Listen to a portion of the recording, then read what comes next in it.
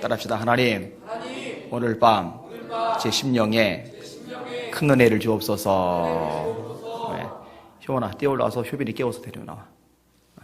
옆 사람 보고 인사하세요. 성령으로 충만한 사람 되십시오. 아멘. 지금은 영분별이 절실한 시대입니다. 무엇이 옳고 무엇이 그른지 너무너무 헷갈리는 그런 시대를 살아가고 있습니다. 말세 신조죠.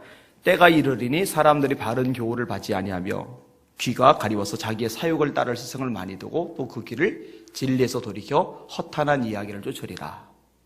이게 이제 보편적인 현상이 되는 거예요. 일부 몇 사람, 소수 사람이 이렇게 미혹을 받는 게 아니라요.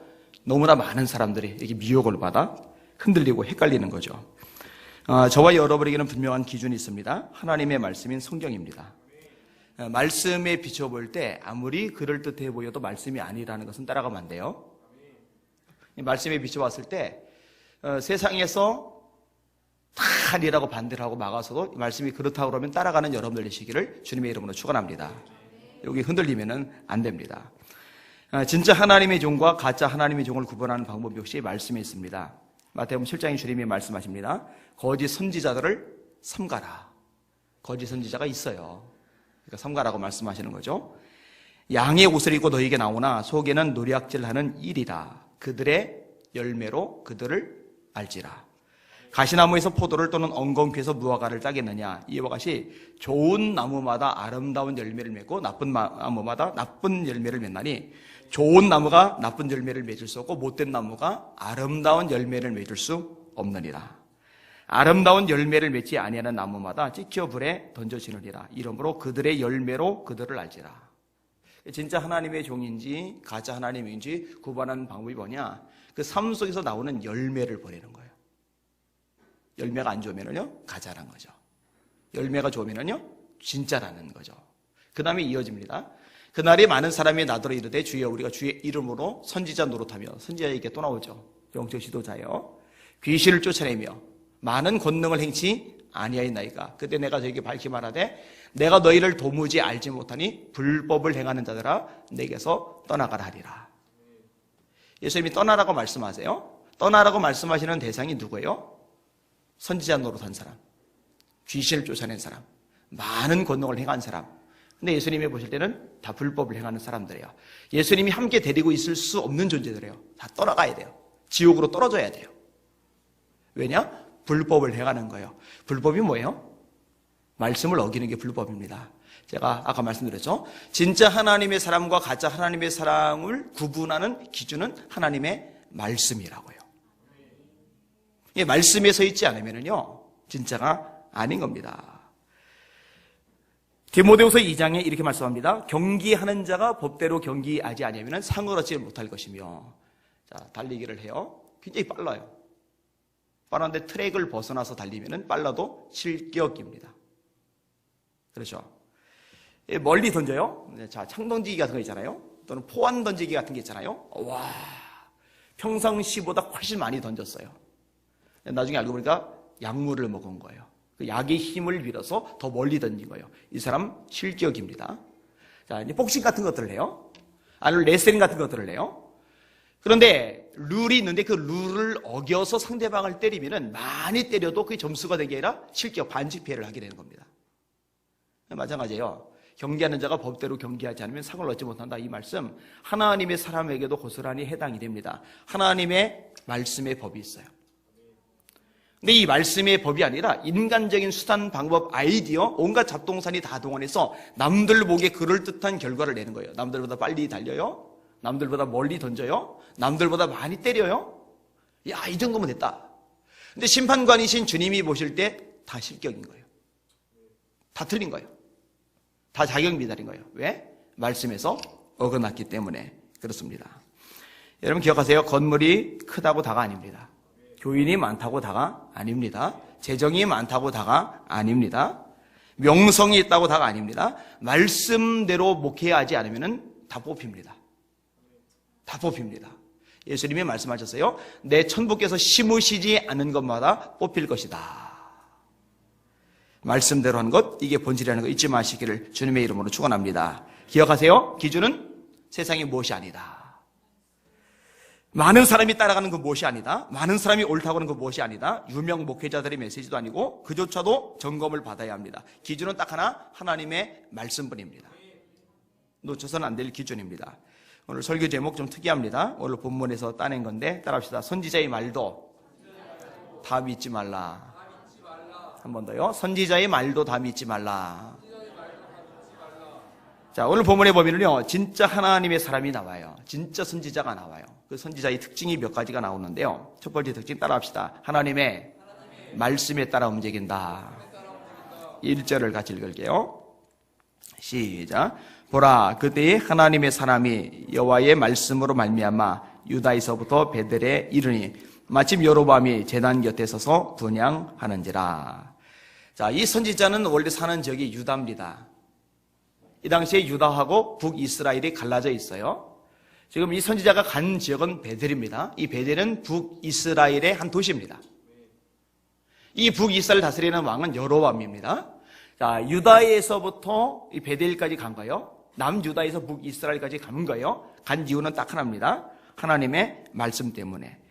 하나님의 사람이 여호와의 말씀으로 말미암아 유다에서부터 베델에 이르렀다. 이렇게 말씀을 해주는 겁니다.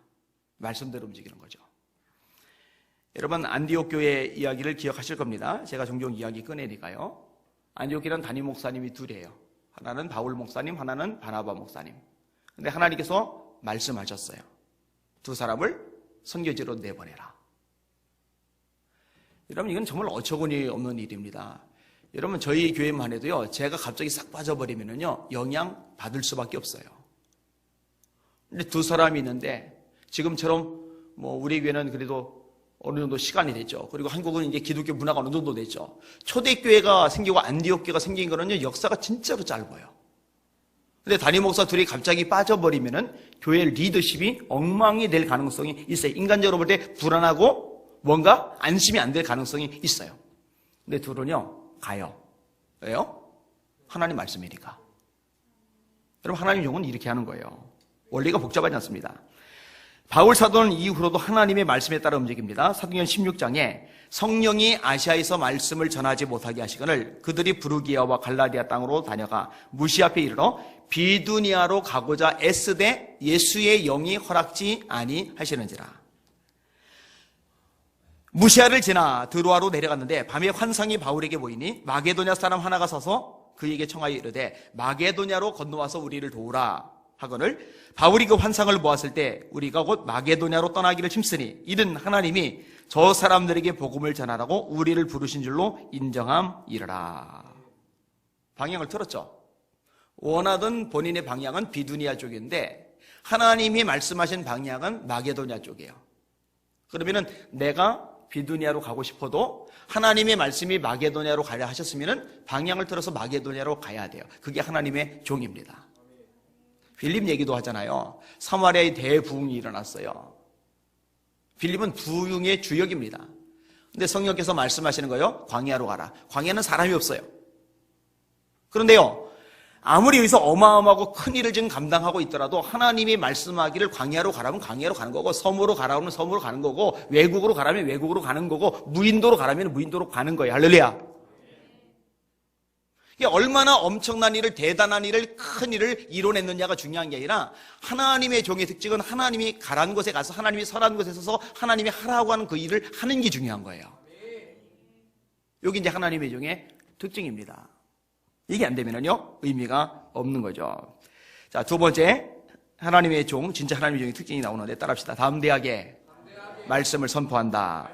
자, 2절에서 3절까지 같이 볼게요. 시작. 하나님의 사람이 제단을 향하여 여호와의 말씀으로 외쳐 이르되 제단아 제단아 여호와께서 이와 같이 말씀하시기를 다윗의 집에 요시아라 이름하는 아들을 낳으리니 그가 네 위에 분향하는 산당 제사장을 네 위에서 제물로 바칠 것이요 또 사람의 뼈를 네 위에서 사르리라 하셨느니라고. 그날에 그가 징조를 들어 이르되 이는 여호와께서 말씀하신 징조라. 제단이 갈라지며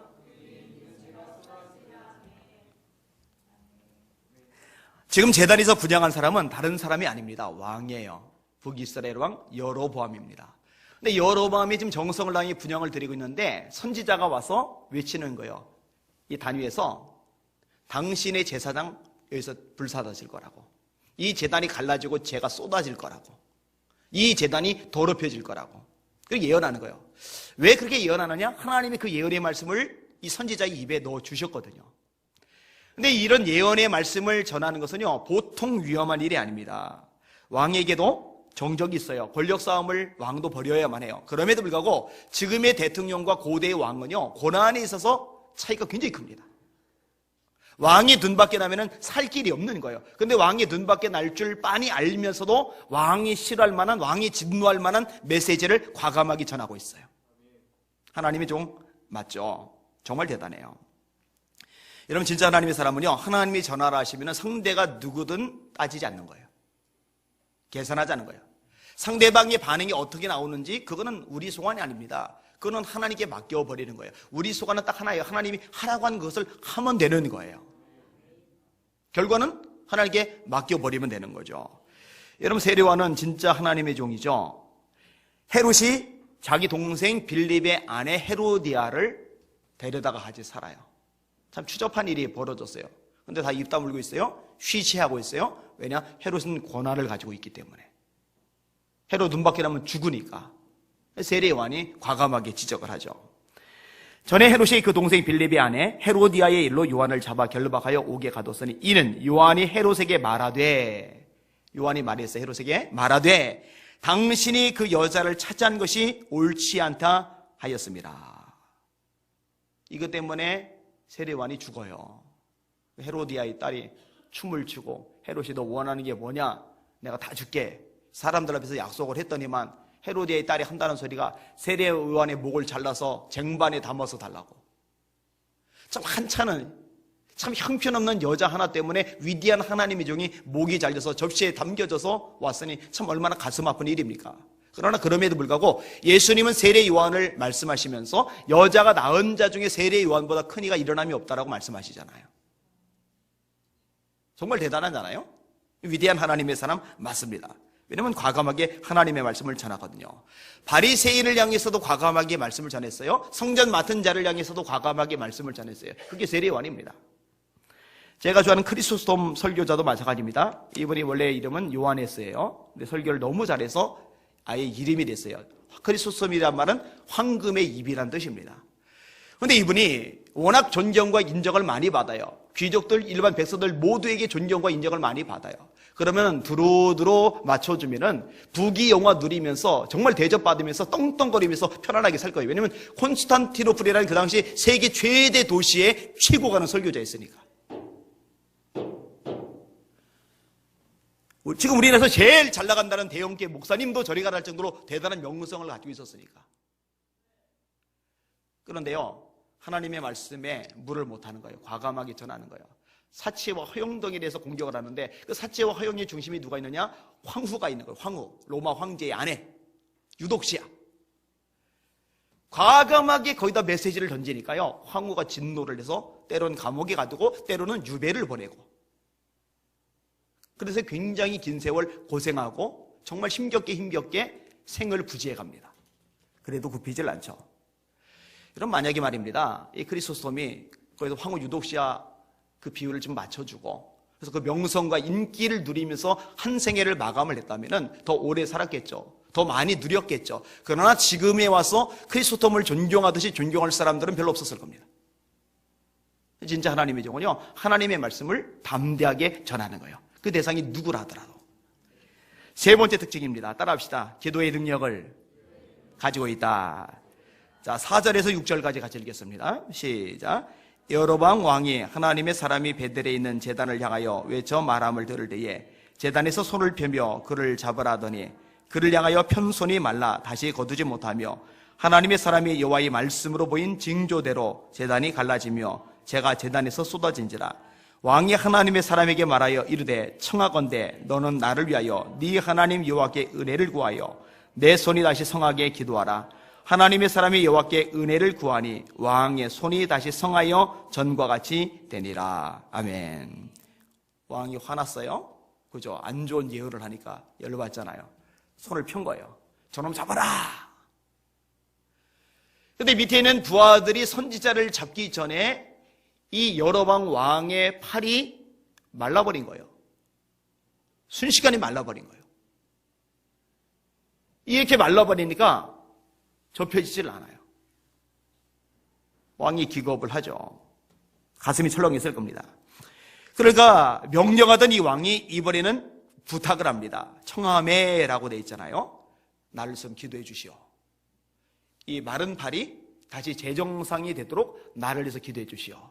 그랬더니 선지자가 왕을 위해서 기도를 하니까 쫙 비틀어 말라가지고 접혀지지 않는 팔에 다시 물기가 들어가면서 생기가 들어가면서 접혀지는 거예요. 이제 왕이 더 이상 선지자 어쩌지 못하죠. 여러분, 왜 하나님이 선지자의 기도를 응답해 주셨을까요? 간단합니다. 하나님의 사람으로서의 확증입니다. 하나님의 사람으로서의 권위를 세워주시는 겁니다. 여러분, 하나님의 사람의 권위를 세우실 때 이런 방법을 종종 쓰세요. 자, 이스라엘 백성들이 애굽에서 나왔어요. 광야를 지나가고 있어요. 아말렉 쪽이 뒤에 쳐진 사람들 공격해 들어옵니다. 그때 모세가 산에 올라가서 기도를 하면은 이스라엘 백성들이 이겨요. 여호수아가 전략을 잘 짜고 덜 짜고는 상관이 없어요. 백성들이 싸움을 잘하고 못하고는 상관이 없어요. 전적으로 승리는 모세의 팔에, 모세의 기도에만 달려 있는 거예요. 얘는 여호수아 입장에서 억울하잖아요. 내가 그래도 리더인데, 내가 전략을 짜고 앞장서서 진두지휘를 하는데, 내가 어떻게 전략 짜는 애에 따라서 승패가 좀 왔다 갔다 해야 보람이 있을 거 아니에요. 여러분, 군인들 입장에서도 그래요. 내가 칼 들고, 내가 창 들고 나가 싸우는데, 내가 내 목숨을 걸고 나가 싸우는데, 내가 얼마큼 용맹을 내고, 내가 얼마큼 충성을 하고, 내가 얼마큼 최선을 다하느냐에 따라서 전쟁의 승패가 왔다 갔다 해야 보람이 좀 있는데, 이 여호수아하고 상관이 없고 백성들하고 상관이 없는 거예요. 이 전적으로 모세의 손, 모세의 기도에만 승리와 패배가 달려있는 거예요. 나중에 아론과 훌도 알아요. 그러니까 모세가 손을 들고 기도해야 되는데 기도할 힘이 없어서 자꾸 내려지는 것을 보고 돌 갖다 앉게 하고 양쪽에서 팔 받들어 내려오지 않게 하잖아요. 여러분, 이 일을 겪은 다음에 백성들의 마음속에, 여호수아의 마음속에, 아론과 훌의 마음속에 어떤 생각이 들었겠어요? 아, 모세의 기도가 진짜 중요하구나. 아, 모세의 기도에 정말 능력이 있구나. 그럼 영적 권위가 생겨야 안 생겨요? 생길 수밖에 없는 거예요. 그렇게 하나님이 역사해 주시는 거죠. 야고보서에 보면은요, 병든 자는 교회 장로들을 청할 것이요 그들은 기름을 바르며 기도할지니라.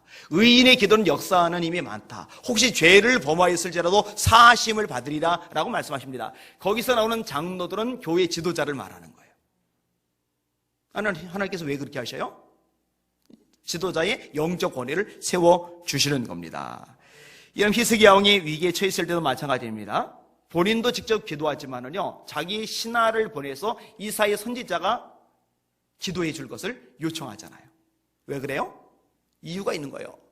여호사밧을 쳐들어왔을 때 암몬이, 모압이, 세일이 세 나라가 연합해서 쳐들어왔을 때 여호사밧이 백성들 전체가 듣는 앞에서 뭐라고 얘기합니까? 너희는 여호와를 신뢰하라. 그러면 너희가 견고히 서리라. 너희는 그 선지자를 신뢰하라. 그러면은 형통하리라. 왜냐면 영적 권위를 하나님이 주셨기 때문인 겁니다. 그래서 제가 종종 얘기하잖아요. 기도 받을 일 있으면 저한테 기도 부탁을 하시라고요. 그게 제가 해야 될 몫이기 때문입니다. 그렇다고 여러분의 기도를 하나님이 안 들으신다는 거 아닙니다. 근데 하나님, 특별히 하나님의 종의 권위를 세우시기 위해서 그 기도에 기름 부심을 주실 때가 있다는 거, 이것을 여러분이 기억하시라는 이야기입니다. 자, 네 번째 특징이 나와요. 따라합시다. 세상에 부귀영화에 넘어가지 않는다. 자, 7절에서 10절까지 같이 읽겠습니다. 시작.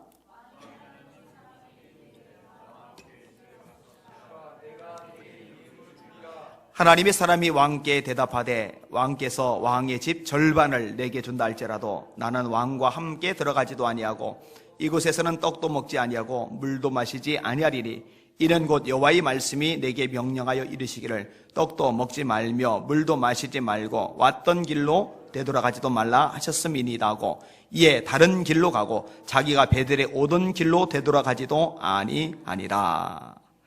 자, 왕이 보니까 이거 자기 앞에 있는 이 사람, 아까 자기가 열내고 화내던 이 사람이 보통 사람이 아닌 거예요.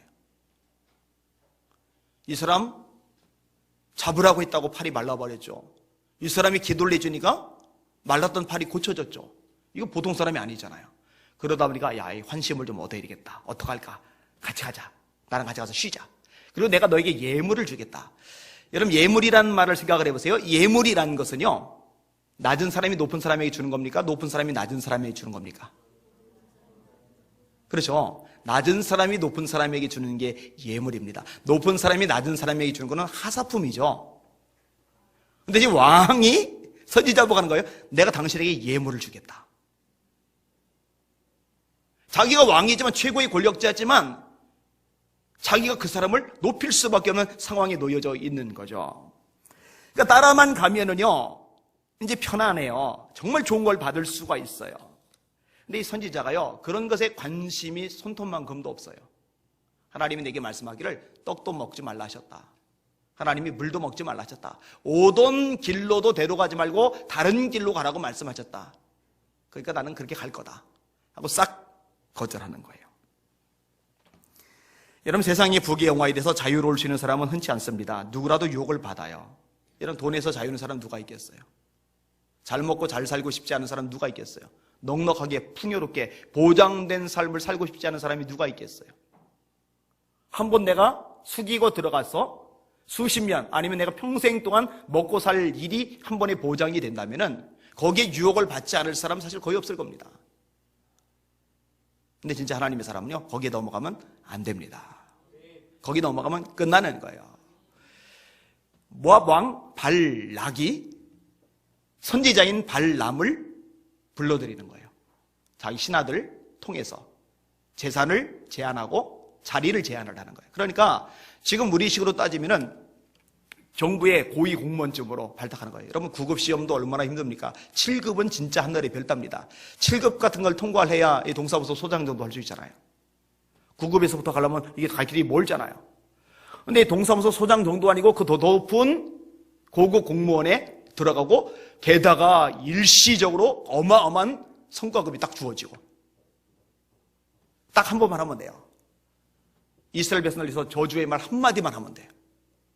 근데 하나님 앞에 기도를 드렸더니 하나님께서 말씀하기를 저 이스라엘 백성들은 복받은 백성들이다. 너 저주하면 돼. 자, 모압 왕 발락이 어떻게 합니까? 전보다 더 높은 신하를 보내는 거예요. 그러니까 전에는 한 차관쯤 보냈다면 이제는 한 장관쯤 보내는 거예요. 아니면 경제부총리나 아니면 국무총리 정도를 보내는 거예요. 그리고 더 높은 자리를 제안을 하는 거예요. 한 차관급?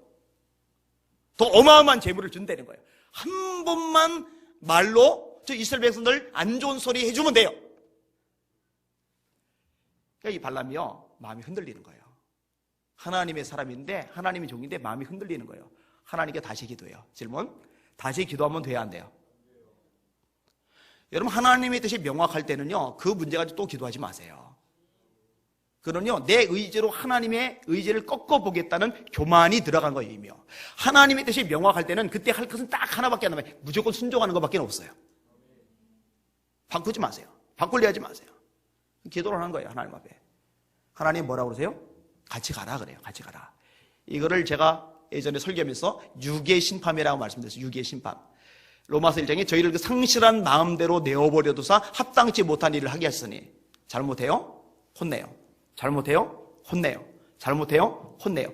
징계는 다 받는 것이다. 징계가 없으면 사생자요 참자식이 아니다. 부모가 사랑하는 자녀를 징계하듯이 하나님도 그의 자녀를 징계하신다. 이게 히브리서의 말씀이잖아요.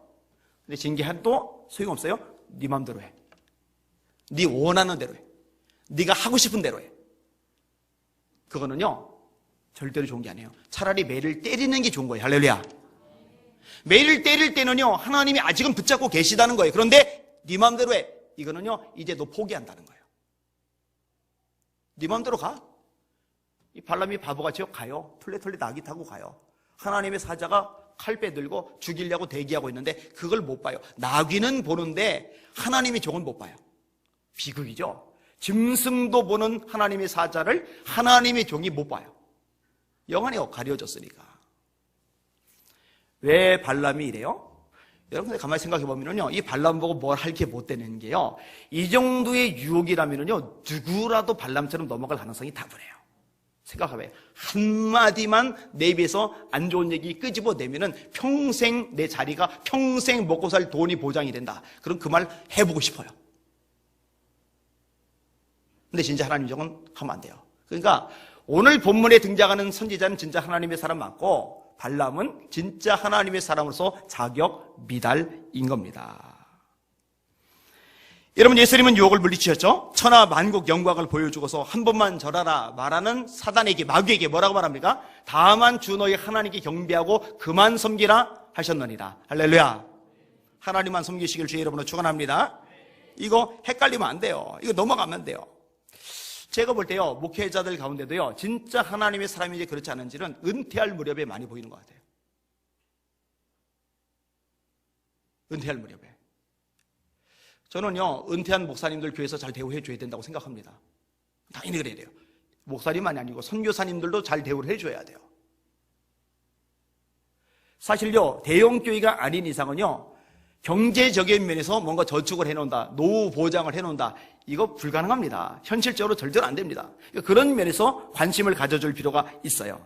그러나 정작 목회자들 입장에서는 그 마지막 은퇴 순간에 탐욕을 부리면 안 돼요. 이거 좀 더 받겠다고 그냥 당회에서 실갱이 버리면서 이게 이제 외부로 전해지고, 제가 이 과정을 들은 것 때문에 그 이후로 존경하지 않게 된 어른 목사님들이 꽤 돼요. 그러니까 그 전에 정말 제가 존경했고 정말 사역을 잘했다라고 생각을 했었는데 그 문제 때문에 제가 결국은 하나님의 종으로서 인정할 수 없게 된 케이스들이 있단 말이에요. 참 안타까운 일이죠. 평생의 사역을 무가치하게 만들어 버렸으니까. 여러분, 하나님의 종은 물질 따라가면 안 됩니다. 부귀에 따라가면 안 됩니다. 세상의 명예와 인기 따라가면 안 됩니다. 하나님의 종은 그냥 하나님이 하라는 그 일을 하는 것 그 자체에서 만족과 기쁨을 삼을 수 있어야 됩니다. 자, 오늘 본문 가지고 하나님의 종이 진짜 특징에 대해서 몇 가지 말씀을 드렸어요. 자, 그런데 조금 더 다뤄야 될 부분들이 있어요. 이 유다에서 온 선지자 말고 이 베델, 여로보암이 분향을 드리고 있는 그 도시에 원래 살고 있던 선지자가 있어요. 그래서 베델의 선지자, 유다의 선지자, 이렇게 구분해서 제가 설명을 드릴게요. 자, 11절을 같이 읽을게요. 시작. 베델에 한 늙은 선지자가 살더니 그의 아들들이 와서 이날에 하나님의 사람이 베델에서 행한 모든 일을 그에게 말하고 또 그가 왕에게 드린 말씀도 그들이 그들의 아버지에게 말한지라. 여러분, 선지자는 하나님의 말씀을 전하는 사람이죠. 그죠? 근데 여러분, 이 베델에서 여로보암이 분향을 드리는데 하나님께 분향을 드린 겁니까? 우상숭배를 한 겁니까? 우상숭배를 한 거예요. 그래서 성경을 보면은, 열왕기 상하를 보면은 두 길이 딱 나와요. 하나는 다윗의 길이고 하나는 여로보암의 길입니다. 다윗의 길로 행하여 이 사람은 하나님이 인정하시는 사람이에요. 히스기야 같은 사람, 여호사밧 같은 사람, 요시야 같은 사람. 반대로 여로보암의 길로 행하여 이 사람은 하나님의 징계 아래, 하나님의 진노 아래 놓여있는 악한 왕들입니다. 그러니까 다윗의 길과 여로보암의 길, 이 두 길로 딱 갈라지는 거예요. 왜 그랬느냐? 이 여로보암이 우상숭배를 했거든요. 그런데 여러분, 이 베델리안 지역에서 이렇게 우상숭배에 지나며 한 나라의 왕이 아예 대놓고 하나님을 거역하는데 정작 그 지역에서는 선교사는 입을 다물고 있는 거예요. 짓지 못하는 벙어리게.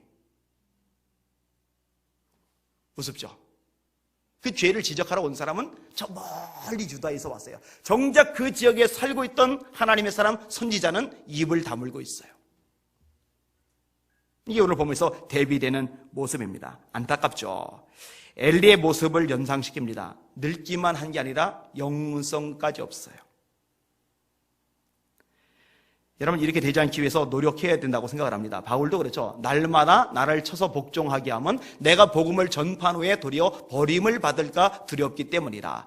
여러분, 바울이 노년에 이르기까지 영성이 계속 강력했던 이유가 뭔지 아세요? 자기 관리가 잘 돼 있기 때문에 그래요. 여러분, 개척할 때, 젊을 때 열심히 기도하고 말씀 보고 영성 생활 잘하고 그래서 하나님이 능력 주셔서 막 사역하고. 근데 여러분요, 이 영적인 게요, 계속 공급을 받고서 받은 걸 흘려보내야 되는 거죠.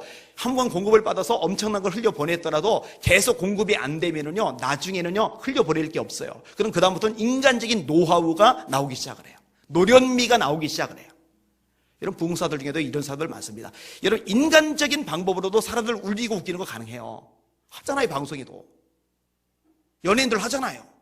연기 가지고 하잖아요. 그리고 어리석게 사람들이 분별을 못한 채 그걸 가지고 은혜 받았다고 생각하고 착각하는 사람들도 되게 많아요. 심령이 변화는 없는데, 성령이 열매는 안 나타나는데, 진짜 하나님의 영감도 아니고 진짜 하나님의 말씀도 아닌데 그냥 좋다는 거예요. 제가 초반에 인용했죠. 그 기회를 진리에서 돌이켜 허탄한 이야기를 쫓을 것이라고 온갖 잡동사니를 떠들어내는데 그거 좋다고 아멘이라고 의뢰받고 거기서 말씀 좋다고 환호를 지는 이런 어처구니 없는 현상들이 지금 많이 일어나고 있어요. 실제로 문제죠, 문제. 따라서요, 나이가 들수록 기도를 놓치면 끝장입니다. 나이가 들수록 말씀을 묵상하는 시간을 놓치면 끝장입니다. 나이가 들어도 계속 새로운 책을 읽어야 되고 사색도 하고 글도 써야 합니다. 그러지 않으면 지겨워요. 서로가 지겨워져요. 성장이 없으니까, 변화가 없으니까, 뭔가 새로운 공급이 없으니까 말입니다. 자, 이런 면에서 문제가 됩니다. 조심해야 돼요. 그래서 제가 결심한 거 있어요. 이 늙은 선지자처럼 되지 말자. 저도 아직은 점점 이제 나이를 먹을 거예요. 나이 먹어서 얼굴만 쭈그러지는 게 아니라 영성까지 쭈그러들고 나면은 참 서로 비참해지는 거예요, 서로. 근데 여러분, 목사만 그런 게 아니라 여러분들도 마찬가지입니다. 늙은 닭 되지 마시길 바랍니다. 이 젊은 닭들 알 낳는 젊은 닭들 쪼아대는 역할만 하는 그런 사람들 될 수 있단 말이에요. 영성이 없으면, 메말라 버리면 조심할 필요가 있어요. 자, 이렇게 늙고 입 다문 벙어리개 같은 선지자, 이 선지자가요 참 엉뚱한 짓을 해요. 자, 12절부터 14절까지 한번 볼게요. 시작. 그들의 아버지가 그들에게 이르되 그가 어느 길로 가더냐 하니 그의 아들들이 유다에서부터 온 하나님의 사람의 간계를 보았습니다. 그가 그의 아들들에게 이르되 나를 위하여 나귀의 안장을 지우라. 그들이 나귀의 안장을 지우니 그가 타고 하나님의 사람을 뒤따라가서 상수리 나무 아래에 앉은 것을 보고 이르되 그대가 유다에서 온 하나님의 사람이냐? 대답하되 그러하다. 뒤쫓아간 거예요. 그 유다에서 온 선지자를, 베델 선지자가 쫓아간 거예요. 그리고 물은 거예요. 네가 유다에서 온 그 선지자냐? 엉뚱한 짓을 하고 있는 거예요. 자, 그 다음에 어떻게 하느냐? 다음 절 보세요. 15절 시작. 그가 그 사람에게 이르되 나와 함께 집으로 가서 떡을 먹어라. 왜 이랬을까? 여기까지는 사실 좋은 방식으로 해석이 가능합니다. 자기는 벙어리 개지만, 선지자로서 자격 미달이지만, 자기는 영성이 완전히 메말아버린 껍데기 같은 존재지만, 여기 진짜 하나님의 사람, 그가 여로보암에게 제대로 된 하나님의 말씀을 전해줬구나. 이런 선지자 우리 집에 영접해서 같이 교제도 나누면서 그 영적인 흐름도 내가 좀 배우고 싶고 내 메마르고 내 죽어가던 심성도 살아났으면 좋겠다. 이런 식으로 해석이 얼마든지 가능하니까요. 그런데 그 다음에 좀 이상한 현상들이 나타나요. 자, 유다에서 온 선지자가 응할 수가 없죠. 왜냐하면 하나님이 주신 말씀이 있으니까. 16절 17절을 볼게요. 시작. 대답하되 나는 그대와 함께 돌아가지도 못하겠고 그대와 함께 들어가지도 못하겠으며 내가 이곳에서 그대와 함께 떡도 먹지 아니하고 물도 마시지 아니하리니 이는 여호와의 말씀이 내게 이르시기를 네가 거기서 떡도 먹지 말고 물도 마시지 말며 또 내가 오던 길로 되돌아가지도 말라 하셨음이로다. 왕에게 했던 말하고 지금 베델의 선지자에게 했던 말하고 똑같아요. 하나님 떡도 먹지 말라 하셨다. 물도 마시지 말라 하셨다. 하나님이 오던 길로도 되돌아가지 말고 다른 길로 가라고 하셨다. 나는 그렇게 할 수밖에 없다. 그러면은 이 베델의 선지자가 하나님이 그렇게 말씀하셨다면은 당연히 순종해야지. 하나님의 선지자는 그게 옳으니까 이렇게 나와야 맞는데 그 다음에 나오는 이 베델의 선지자의 반응이 정말 되게 망측해요. 18절 시작. 그가 그 사람에게 이르되 나도 그대와 같은 선지자라. 천사가 여호와의 말씀으로 내게 이르기를 그를 네 집으로 데리고 들어가서 그에게 떡을 먹이고 물을 마시게 하라 하였느니라니 이는 그 사람을 속임이라. 속임이라, 거짓말한 거예요. 하나님이 말씀하셨다는 거예요. 나도 선지자인데 하나님이 말씀하기를 데려다가 떡도 먹게 하고 물도 마시게 하고 그렇게 하라고 하셨어. 거짓말하는 거예요. 여러분, 이 선지자가 제안한 거는요, 왕이 제안한 것에 비하면요 형편없습니다. 왕이 제안한 거는요 예물이에요, 예물. 이 선지자가 제안한 거는요 고작 떡과 물이에요.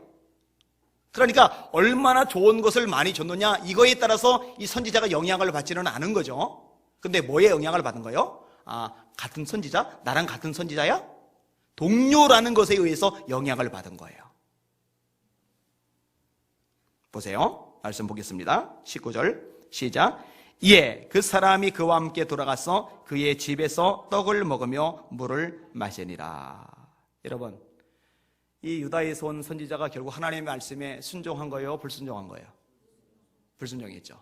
동료에게 속아서 하나님 말씀에 불순종했어요. 그리고 그 불순종의 대가를 치릅니다. 20절에서 22절까지 같이 읽겠습니다. 시작. 그들이 상 앞에 앉아 있을 때 여호와의 말씀이 그 사람을 데려온 선지자에게 임하니 그가 유다에서부터 온 하나님의 사람을 향하여 외쳐 이르되 여호와의 말씀에 네가 여호와의 말씀을 어기며 네 하나님 여호와께서 네게 내리신 명령을 지키지 아니하고 돌아와서 여호와가 너더러 떡도 먹지 말고 물도 마시지 말라 하신 곳에서 떡을 먹고 물을 마셨으니 네 시체가 네 조상들의 묘실에 들어가지 못하리라 하셨느니라 아니라. 아멘. 이 구약성에서 사람이 죽었을 때요, 그 시체가 조상들의 무덤에 같이 묻히는 것, 이거는 복으로 취급이 돼요. 그래서 그 열조에게로 돌아가니라, 열조에게로 돌아가니라 이런 표현이 나와요. 열조들처럼 죽었다라는 말도 되지만 열조들이 묻힌 무덤에 같이 묻혔다라는 그런 이중적인 의미도 가지고 있게 되는 거예요. 그런데 이 유다에서 온 선지자는 이 불순종 하나 때문에 조상들의 무덤에 묻히지를 못해요. 객사에서 죽어요. 엉뚱한 데 묻히게 돼요. 23절, 24절 시작. 그리고 자기가 돼요.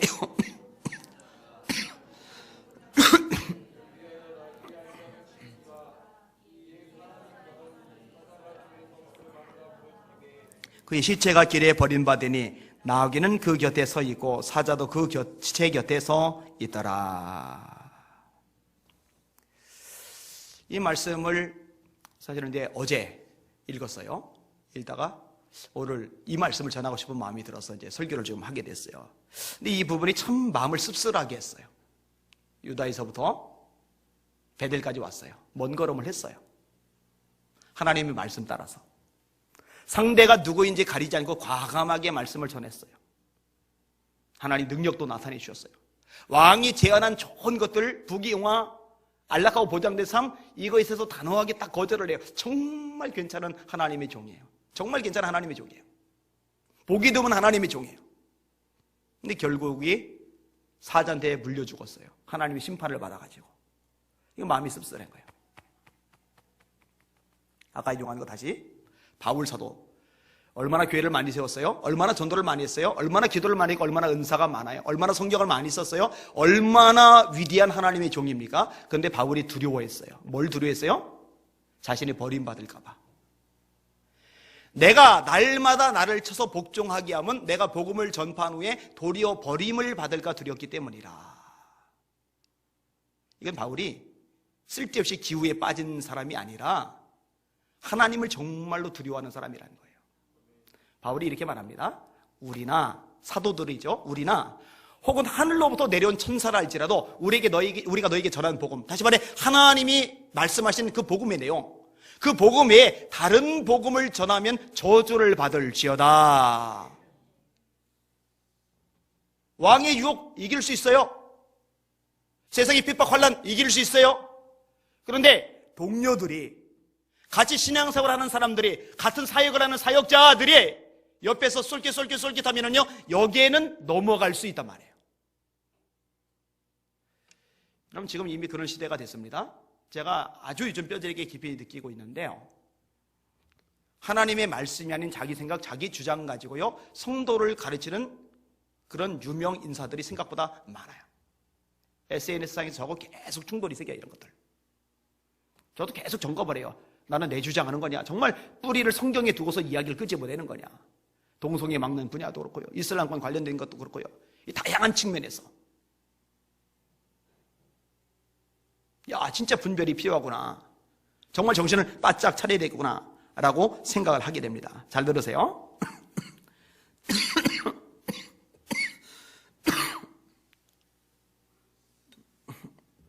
저는 목사로서요, 하나님이 세운 하나님의 종으로서요, 주변 동료들이 뭐라 하든 말든 그거는 다 둘째로 칠 거예요. 일단 말씀에 최우선권을 둘 겁니다. 그리고 말씀을 따라서 갈 거고 이 말씀 따라 설교를 할 겁니다. 여기는 여러분들이 해야 할 일도 뭐냐면은 이 말씀에 서셔야 돼요. 그리고 어느 목회자라 하더라도 어떤 설교자라 하더라도 하나님의 말씀에서 어긋나는 메시지를 전할 때는 그걸 분별할 수 있는 영안들이 열려야 돼요. 그 구분해내야 됩니다. 지금 시대는 이거 구분 못하면요 같이 죽어요, 같이 망해요, 같이 멸망받아요, 같이 지옥 가요. 예수만이 유일한 구원인데 예수 외에 절대로 영생 얻을 길이 없는데 다원주의를 얘기하는 교단이 있잖아요. 연합단체들 있잖아요. 근데 거기에 목사가 들어가 있어요. 성도가 들어가 있어요. 다행인 거는요, 성도들 중에도 의식 있고 말씀의 엄중함을 깨달은 성도들이 그런 교단에서 자꾸 빠져나오고 있어요. 그나마 다행이죠. 그런데 빠져나오는 사람은 그나마 일부분이고 대다수는 여전히 그 안에 남아있어요. 이건 비극이에요, 비극.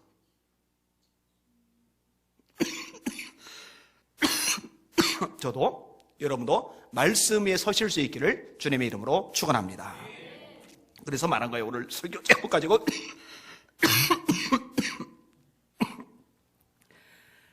선지자의 말도 다 믿지 말라. 다 믿지 말라. 더 이상 소리 내면 안 될 것 같아요. 뒤에 남은 부분은 그냥 넘어가도록 하겠습니다. 따라만 합시다. 한번. 선지자의 말도 다 믿지 말라. 하나님의 말씀만 믿으시기를 바랍니다. 분별의 영이 있으시길 주의 이름으로 축원합니다. 기도하겠습니다. 하나님, 진짜 마지막 때입니다. 가짜가 판을 칩니다. 중심부 안에도 이미 들어와서 큰 소리를 칩니다. 여기 넘어가는 성도들이, 목회자들 얼마나 많은지 모릅니다. 그러나 하나님, 세상이 다 따라가도 다 옳다고 해도 하나님의 말씀이 아니라 하신 것은 아닌 겁니다. 이것을 잊지 않는 복이 있는 우리 성도들 되도록 은혜 베풀어 주시옵소서. 예수님 이름으로 간절히 기도합니다. 아멘.